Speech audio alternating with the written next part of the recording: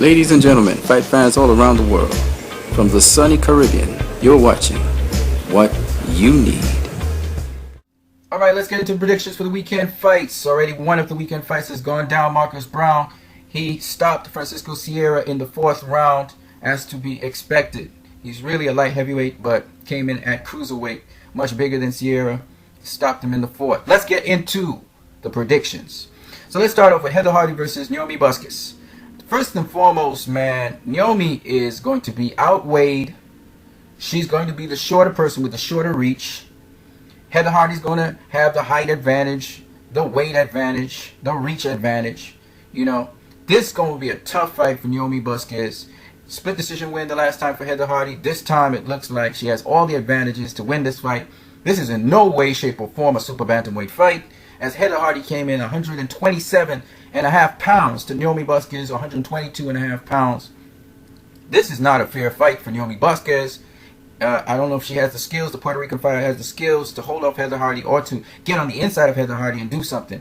Busquets is not really an inside fighter, so it's going to be a tough fight for her. And for Heather Hardy, she has all the advantages to really pull this fight off, unlike the last time. So we'll see. I think Heather Hardy gets the win in this fight. And it's unfortunate for Naomi Busquets because she's a pretty decent boxer. Chris Algieri will get the win over Eric Bonet. Eric Bonet, I overestimated him when I looked at the fight again against Sean Porter. He was not establishing distance. He was not using his reach. He was not controlling the action. He was getting popped left, right, and center with body shots and head shots. Chris Algieri has a longer reach. He's a much better boxer than people Eric Bonet has faced. So this is going to be an easy fight for Chris Algieri, actually.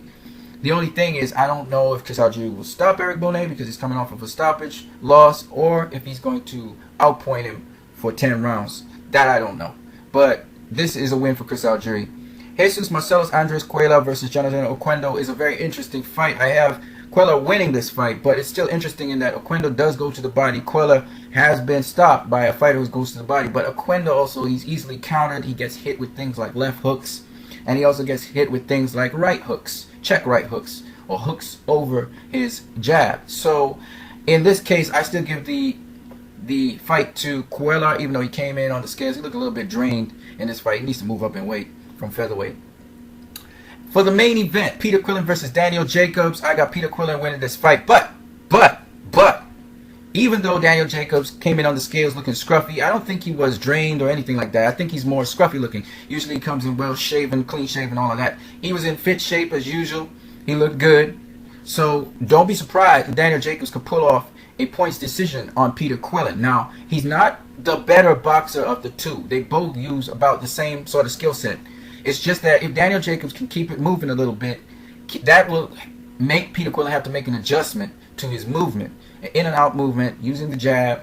You know, I've seen him do it against Caleb Truax. So it's not one of those fights where you can downright say, well, this guy's going to win. It's not really like that. It's kind of circumstantial. Peter Quillin could win. He looks great. He's in great shape. He looks fantastic, actually. And he has all the skills in the world to beat Daniel Jacobs, even stop him. But having said that, you know, Daniel Jacobs does have decent skills. The problem with Daniel Jacobs and Peter Quillin is this.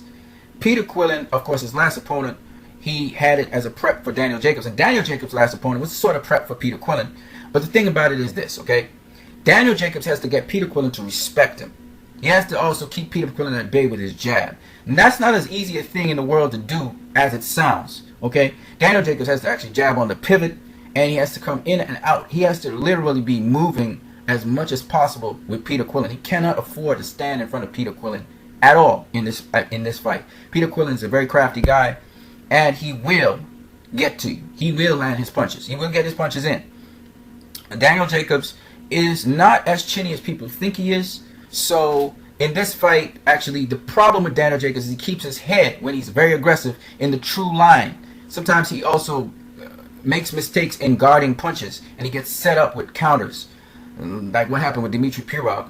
Dimitri Pirog, he shifted in on Daniel Jacobs and then landed that overhand right, and Jacobs was trying to roll a punch and then come up with a left hook. So Daniel Jacobs, he makes mistakes, and you can't afford to be making those kinds of mistakes against a guy like Peter Quillin. That's the problem with Daniel Jacobs.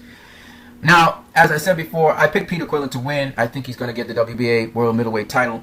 However, I'm not going to be too surprised if Daniel Jacobs pulls this off and he outpoints Peter Quillin. I've seen Andy Lee do it, come back from getting knocked down twice. But you got to make Peter Quillin respect you.